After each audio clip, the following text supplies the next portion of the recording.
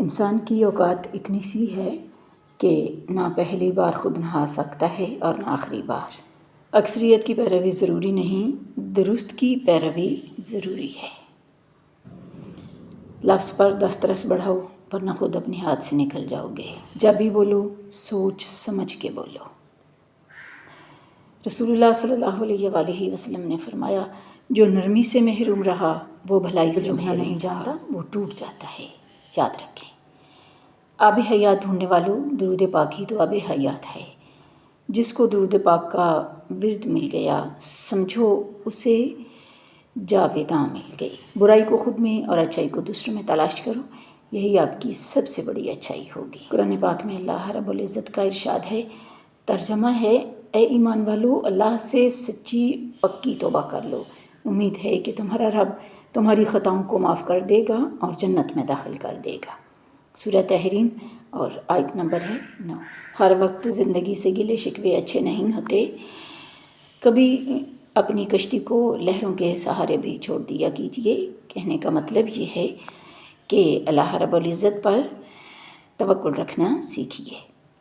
مرنے کے بعد جتنی زمین بادشاہ کو ملے گی اتنی ہی فقیر کو بھی ملے گی، لیکن حساب اعمال کا ہوگا، لہٰذا ضروری ہے کہ اپنے اعمال کو سنوارنے کی کوشش کیجیے۔ زندگی میں سادگی اپناؤ، جتنی سادہ تمہاری زندگی ہوگی اتنی ہی پریشانیاں بھی کم ہوں گی۔ کتنا ہی معمولی کیوں نہ ہو، گھر جیسی کوئی جگہ نہیں۔ بالکل صحیح اور درست بات ہے، گھر نعمت ہے۔ اسی لیے اللہ رب العزت نے قرآن پاک میں مومنین پر احسان جتلایا کہ میں نے تمہیں خاندان والا اور گھر والا بنایا۔ علم جسمانی راحت و آرام کے ساتھ حاصل نہیں ہوتا، علم کے حصول کے لیے مشقت اٹھانی پڑتی ہے۔ رسول اللہ صلی اللہ علیہ وآلہ وسلم نے ارشاد فرمایا، اس شخص کے لیے ہلاکت ہے جو لوگوں کو ہنسانے کے لیے کوئی بات کہے اور اس میں جھوٹ بولے، اس کے لیے ہلاکت ہے، ہلاکت ہے۔ سنن ابی داؤد۔ ناظرین، جب معاملات الجھ جائیں تو صرف رب کے حوالے کر کے استغفار میں مشغول ہو جاؤ، پھر اللہ رب العزت وہاں سے آسانیوں کے دروازے کھولے گا جہاں سے آپ کو گمان بھی نہیں ہوگا۔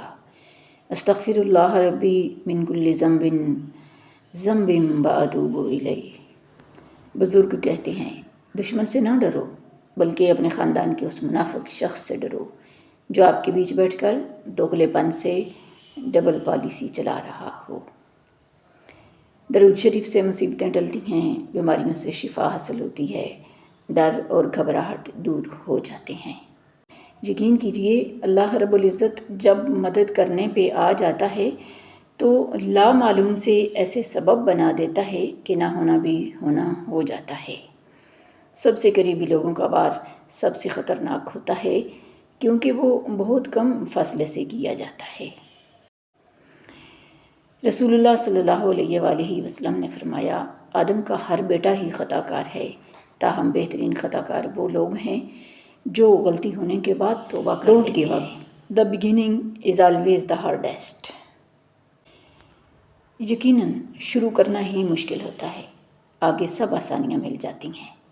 گلے شکوے سانس چلنے تک ہی ہوتے ہیں، بعد میں پچھتاوے رہ جاتے ہیں۔ تھوڑی سی زندگی ہے، اس کو باہمی انڈرسٹینڈنگ سے گزار لیں، یہی بہترین ہے۔ جو کسی کے ساتھ کچھ برا کرتا ہے وہ اپنی ذات میں اس کی سزا بھگت رہا ہوتا ہے، بس ہمیں خبر نہیں ہوتی۔ حضرت عائشہ صدیقہ رضی اللہ عنہا سے پوچھا گیا کہ رسول اللہ صلی اللہ علیہ وآلہ وسلم جب گھر تشریف لاتے تو سب سے پہلے کیا کام کرتے تھے؟ انہوں نے فرمایا تھا، مسواک۔